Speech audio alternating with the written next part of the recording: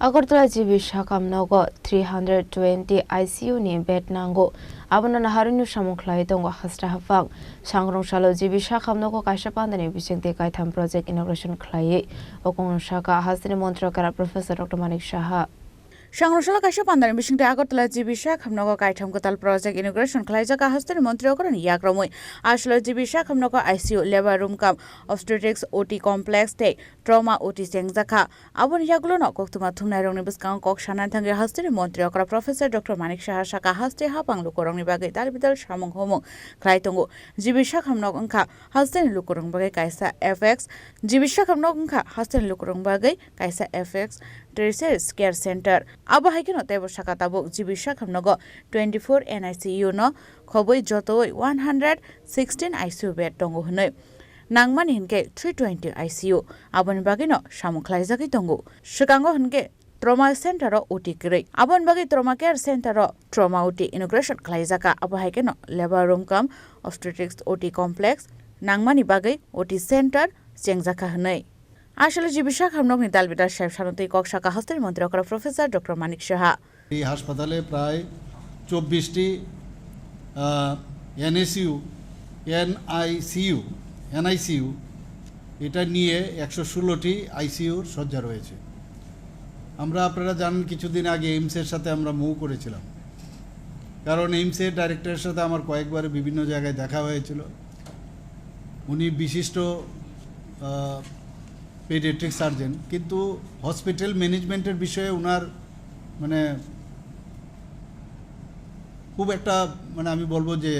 একটা বড় একটা আইডিয়া ওনার কাছে আছে ওনাকে আমি যখন বললাম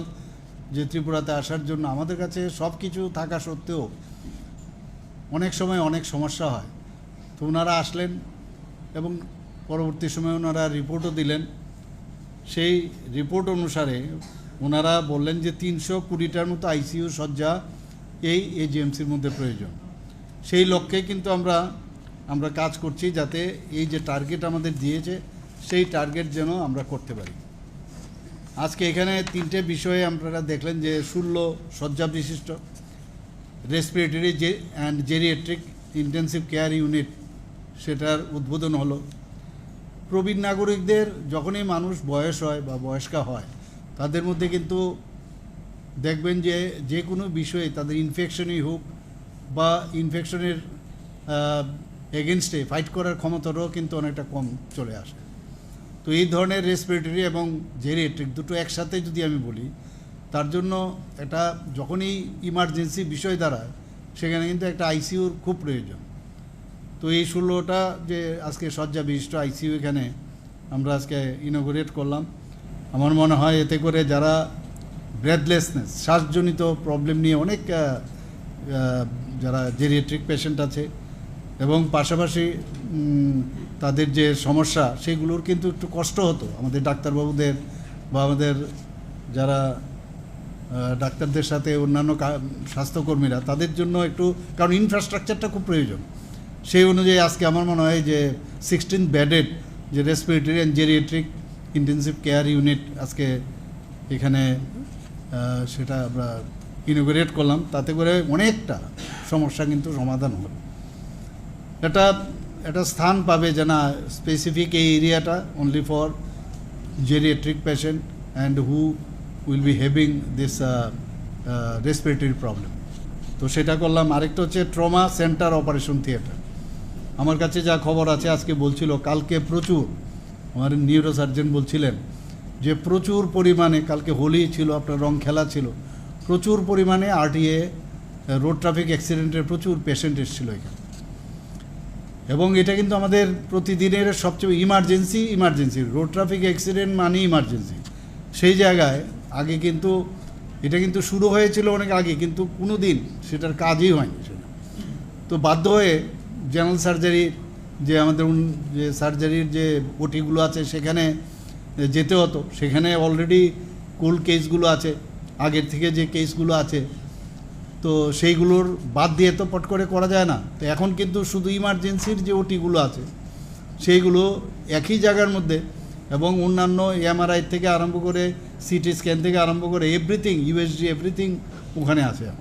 এখন অন্য জায়গায় নিয়ে যাওয়া এক সমস্যা, যেতে যেতে প্রবলেম হয়। তো একই ছাদের তলায় একই জায়গায় যখন এটা আমার অনেক দিন ধরে আমরা ভাবছিলাম যে কেন এই ওটিটা এখানে হবে না, কারণ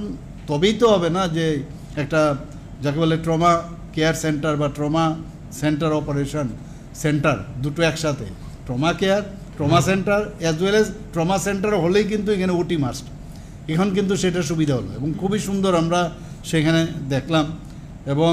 আমার মনে হয় এটা আগামী দিনে যে ডেথ রেট